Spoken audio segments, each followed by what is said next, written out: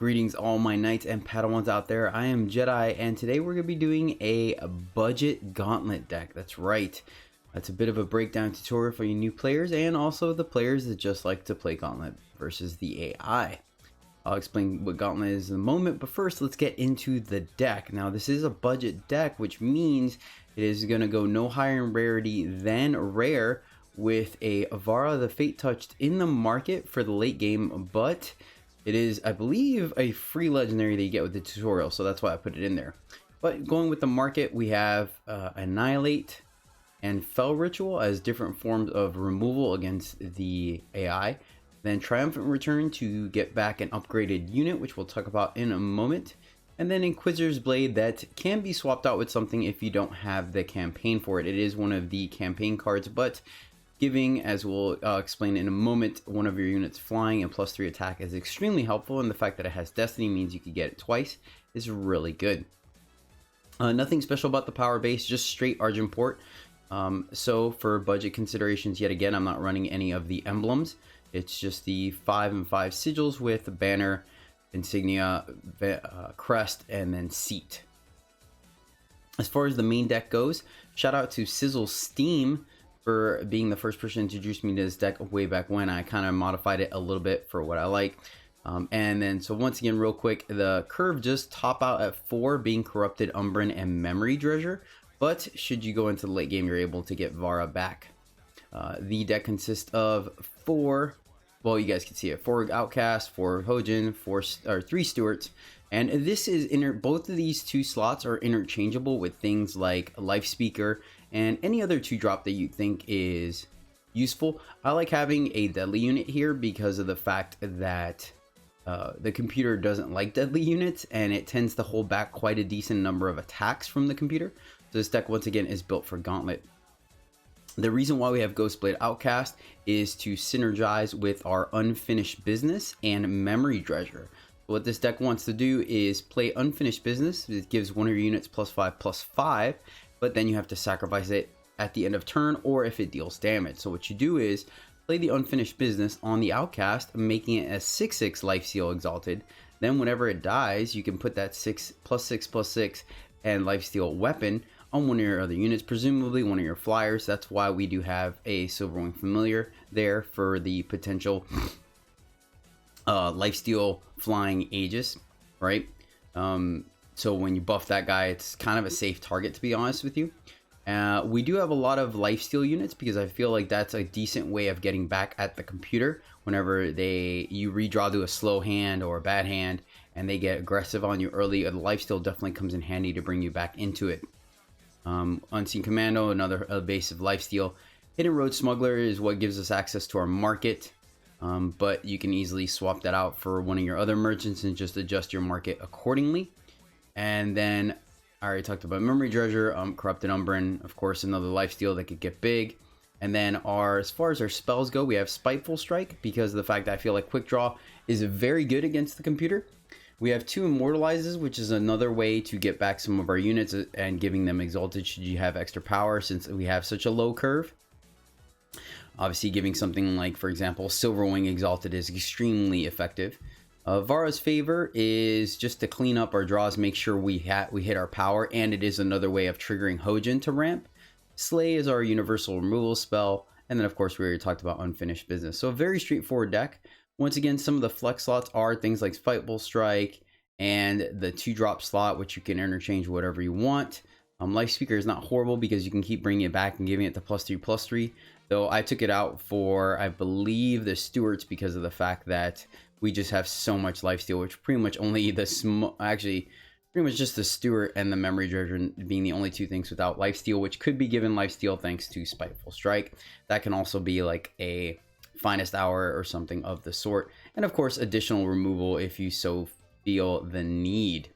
Alright guys, that's gonna do it. So let's go ahead and talk about Gauntlet real quick. So Gauntlet is versus the AI. So when you start, you'll be here at the versus battle tab. You'll switch over to solo battle, and then Gauntlet will be the 3rd from the top. When you click Gauntlet, you are playing against the AI, and you start off with the ability to get 2 losses before you get eliminated. Once you make it to legendary on Masters, on Gauntlet, then you can't lose. You have to go undefeated. You lose once and you are immediately resigned from the Gauntlet. You max out at 10 or 3 silver chests, but there could be upgrades, so you could still potentially get a gold or diamond chest on it by the random upgrade methods. The deck you choose at the beginning is the one you run to the very end, and of course, I will say this, that the computer does get an advantage on decks. The computer is able to have legendaries and all kinds of crazy things, so be ready for it. All right, so we'll go and play one game against the computer. This hand seems a little slow, so we're gonna go ahead and redraw this. It does have 4 power, means we could play everything, but here we go. Now this seems like a much better hand. We're gonna hold off on playing the Outcast just this early. Really no need to. Looks like we're going against the Skycrag Spells deck. We can wait a little bit. We're not gonna be too aggressive here. And this is actually not too bad for us. We have a bunch of 3s, so we are going to go ahead and run out the Outcast here on 2. If they burn it, that's fine, but we're just going to have so many things to do on 3 that I don't see the need. Yep, sure, we see a Static Bolt. That is fine. It's one of those cards out of their hand. And like I said, the main thing about the Ghostblade Outcast is just getting it back the next turn, really, is what we're looking to do with the... Sorry, it escapes me now. Anywho, you guys know what I'm talking about. The 4-drop. Interesting. Alright. There's a sleigh in case we need it. We're going to go ahead and go make sure whatever next. See, there's another Ghost Blade. We could probably leave that on top, honestly. We're sitting pretty. Memory Treasure. There we go. Get in there. And let's go ahead and let's go to our market and get our triumphant return back. That seems pretty good. We're not really worried about Spiteful Strike here against this deck. Could also get a Fell Ritual, but I think Triumphant Return is going to be a good spot. Probably get back Unseen Commando when they burn it. Yeah, they use a mortar. And that's the other good thing about the computer as well, is the fact that they don't like Aegis, so they'll ignore it most of the time, which ends up being quite good for us. Actually, I like... Don't really have a point. We could play out Ghostblade Outcast. We can also just play Corrupt and Umbran here, then the following turn do Unseen Commando and Ghostblade. That seems pretty good, so we're going to do that. Get in for 1. Play our Corrupt and Umbran and send it back. Another thing of note when playing against the computer is the fact that they are very obvious. Like, so if they attack there, they 100% had something to do. So that's the reason, like, you can predict when the computer has something to do and does not. Trust in your skills. Go ahead and go this way. No need to go berserk just yet. See what happens. Yep, see cheap block. They take it, and we'll go ahead and run out our other Outcast. Send it back. Yep, there you go. See the computer taking advantage and taking out our weakest unit, which is... Oh, okay. Fair. Let's put the weapon here. Alright, and we could technically get back our Unseen Commando here. We probably will. Let's go ahead and jam. We'll save it for next turn once again. Return, get back our Commando, play Hojin, and send it back.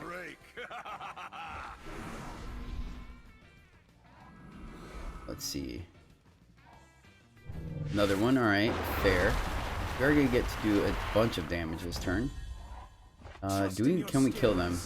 That would be 5. Almost. I think it's worth doing. Let's just go ahead and do it now. They're going to be at 1, I believe, if my math is correct. Yep. They're going to be at 1, which seems pretty good for us. And as you can tell, like, granted, we are going against the spells deck, which is a little unfortunate, but our life total is so high that even if they did play a unit, we can almost pretty much ignore it. Wish I could show you guys the combo. Might do one more game after this just to see if I get the combo in hand. Actually, why not? We'll do 2 more. We'll do 1 more game for you guys. Just to show off the deck. It is a lot of fun and it's very consistent. I do appreciate that versus the AI, just because of the simple fact that, you know, they don't let you redraw. This should be a decent matchup, actually. Alright, so we have Memory Treasure, we have Ghostblade. I would like to go a little bit higher on power, but since we have a scout and we're on the draw, we'll keep it. Maybe we get Vara's Favor to trigger Hojin. That'd be kind of nice. Get 2 power. Excellent, excellent. We have Hojin on 2. Let's go ahead and just scout here. Hold off on, yep, more power seems good. There's our 4th power. So we are trucking along. Before the change to the market, this actually used to be, I'm pretty sure they have a removal spell here, but we'll run out anyways. It used to be 3 unfinished business in the main with 1 in the market for consistency purposes. But obviously we make do with what we can. Let's go ahead and just run out the commando and swing in. And the other good thing is obviously that Hojin is another solid target. That's a bit unfortunate that they silenced our commando, but c'est la vie, at least they're silencing our commando and not our memory treasure. We'll get in there and let's go ahead and run out our memory treasure. I think we're sitting pretty here. Whatever big unit the computer plays, we have double slay. We'll be able to get in there. Yep, sure enough, that is fine. And as you can tell already, we're at 33 life. Very safe position for us. We'll get in there. Don't see the computer blocking here. And oh yeah, no units get back. That is fine. We'll play our outcast here. Alright, well, see this being very easy for us. Let's see. We could go to the market and give this guy flying. We could also give Hojin flying, which is probably lethal. So this is +2, +4. Yep, there we go. So hidden road smuggler. Oh, never mind. It's 4. All right, let's just go to the market. We'll grab our unseen ghost blade anyways. And let's go here. Yep. Pass that along here. Get that back. And there you saw the combo already where it was a free +1/+1 lifesteal. Yeah, and I don't see us losing this one at this point. We're going to ace space again. Give Hojin. We could actually just straight up kill, but oh, that's pretty convenient for us. Sure, we'll block. Put it here, making it bigger. Then we're going to get it back on the attack. Player power gonna make Hojin bigger. Gonna gain more power. That goes to the bottom. Visitor blade Hojin. Yep. And then we will swing. The computer has to block here, which will then let us get our outcast back. There you go. And now you're seeing the combo where we just kind of keep capitalizing. Now you can imagine if we unfinished business the Ghost Blade outcast or gave it quick draw and +2/+1, that we would just be throwing around huge weapons around here. So extremely beneficial. Sure, let's do it again. And we'll go to Hojin. I guess it doesn't really matter, but yep. And there you have it. And then we even get immortalized should we have had the unseen commando not be silenced, but yep, remove and swing for lethal. There you have it, guys. That is the deck. Short and sweet, but I hope you enjoyed it. This is my budget consideration for Gauntlet, one of the things I enjoy. Hopefully you enjoy playing Argenport. And of course, once again, fairly decent number of the cards is interchangeable. Obviously, the things you really want to keep. Should you have other smaller exalted units you like to run, that is fine to combo with memory treasure. But yeah, any of these, more or less. I do like Silverwing Familiar. It's an uncommon. The Aegis and Lifesteal makes it very good. If you have additional ways to combo off, that's perfectly fine. But all right, that's gonna do it, guys. Thank you so much for tuning in. If you liked it, feel free, I guess, to like and subscribe and all that good stuff. And of course, you can catch me streaming live every Saturday, Sunday, Monday, Tuesday at twitch.tv/Jedi_EJ. But that's gonna do it for today. So until next time, as always, guys, happy gaming.